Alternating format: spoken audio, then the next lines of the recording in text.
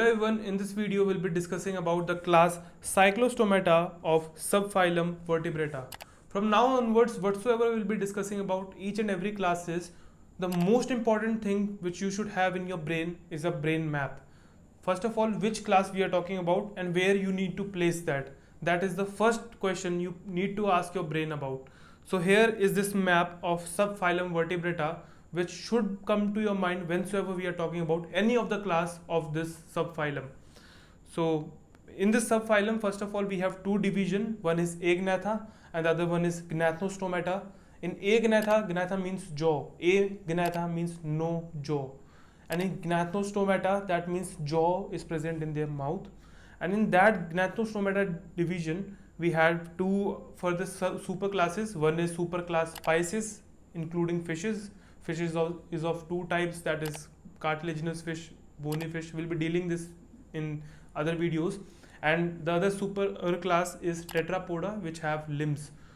So now coming back to the original discussion, this is the whole map which you should plot in your mind whensoever we are talking about the classes of subphylum Vertebrata. So here we are talking about division Agnatha, that means they do not have jaws. And the second thing is we are talking about class Cyclostomata. Understood? And this mnemonic PK went viral is of our vertebrata. From P you need to remember they have paired appendages. Appendages could be either fins, because fins are present in Cyclostomata in superclass Pisces, or they could be limbs. Limbs are present in Tetrapoda superclass. Then from K you need to remember they have kidneys for osmoregulation and excretion. From vent you need to remember they have ventral heart, which could be 2, 3 or 4 chambered. And from viral you need to remember they have a vertebral column that could be either cartilaginous or bony. So here in this class which we are discussing, class Cyclostomata, we have a cartilaginous vertebral column. So let's start the discussion. So this is the whole road map, or say a brain map, you should remember while discussing the classes. From now, after plotting this whole map, now let's start the discussion of class Cyclostomata. So this class Cyclostomata is of jawless vertebrates. Yes, of course, jawless, because this is of division Agnatha, and vertebrates because it is of subphylum Vertebrata. These all are ectoparasites, means parasites over the body. So till now we have discussed the endoparasites, which are first of all belonging to Platyhelminthes phylum, that are flatworms. Then we discussed about Aschelminthes, in that hookworm, that is Ancylostoma, is again an endoparasite. Now we are talking about an ectoparasite that is on the body of its host. Host is some fishes. So the members of class Cyclostomata are ectoparasites on other fishes. Understood? They have elongated bodies. Their body is not a short one, it is an elongated one, and they have 6 to 15 pairs of gill slits, and it is the largest of all the fishes if we come to compare. The cartilaginous fish has 5 to 7 pairs of gill slits, and the bony fish has only 4 pairs of gill slits. Now compare the number of the gill slits present in this class Cyclostomata. It is the largest. 6 to 15 pairs are present in this class. Understood? Just because their body is elongated and there had been enough space for these gill slits to be accommodated. Now come to the mouth. It is important to discuss it here because it has 3 characteristic features. The mouth of members of class Cyclostomata is suckling, circular and without jaws. So these are the 3 things you need to remember about the mouth of class Cyclostomata. And let's revise wheresoever we have talked about the mouth. First of all, the mouth of Platyhelminthes had hooks and suckers just because they were endoparasites.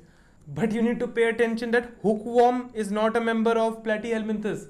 It is a member of another phylum, the next phylum, that is Aschelminthes, that is roundworm. Then we talked about mouth in phylum mollusk. There we talked that mouth has radula, which is file-like rasping organ. Now let's talk about their body scales. Whenever we'll be discussing fishes, you need to pay attention to their scales and the material which is made up, which that scale is made up of. So here the body scales are absent. so you need not take any tension to learn that. Just remember that here the body scales are absent and their paired fins are absent. Now let's talk about their cranium and vertebral column.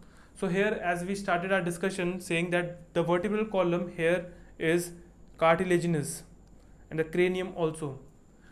So the cartilaginous vertebral column is present in class Cyclostomata.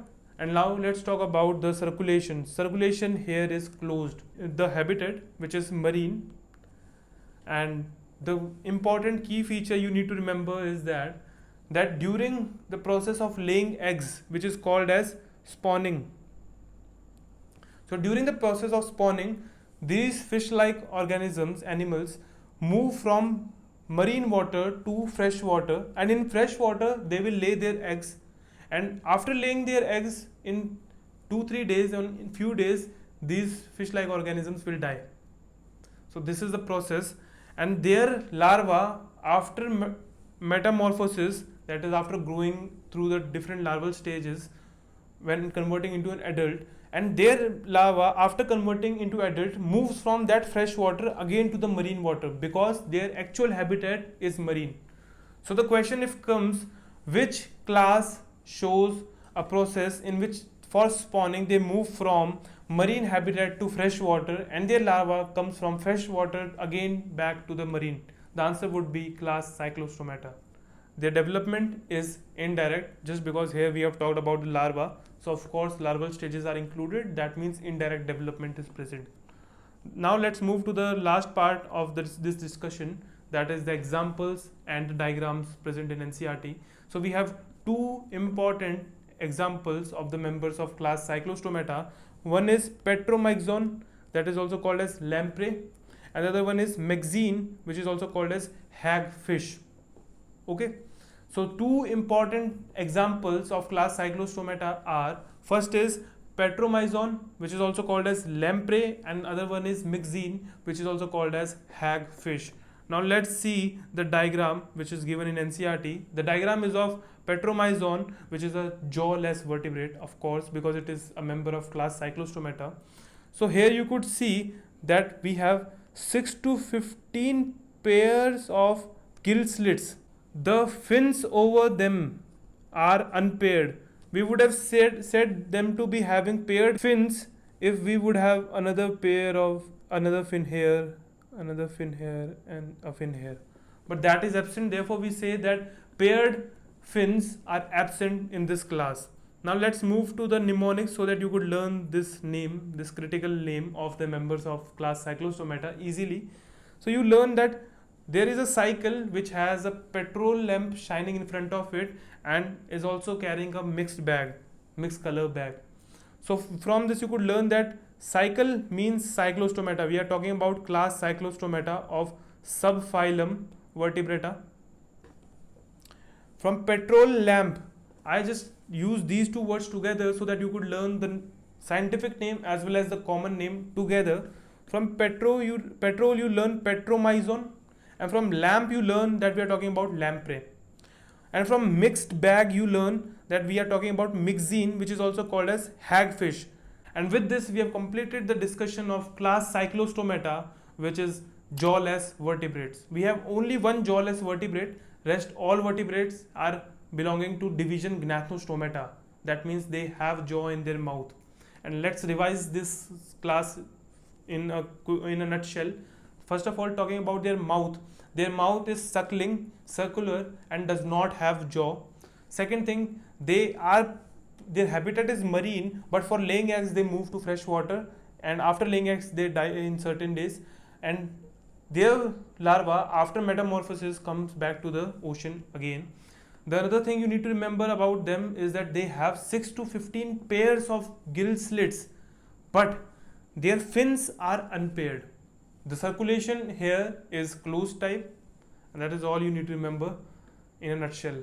And that was the complete discussion of class Cyclostomata. Hope you liked this video, you enjoyed learning with me, and for more such relevant content do check my other videos also. Thank you for watching this video.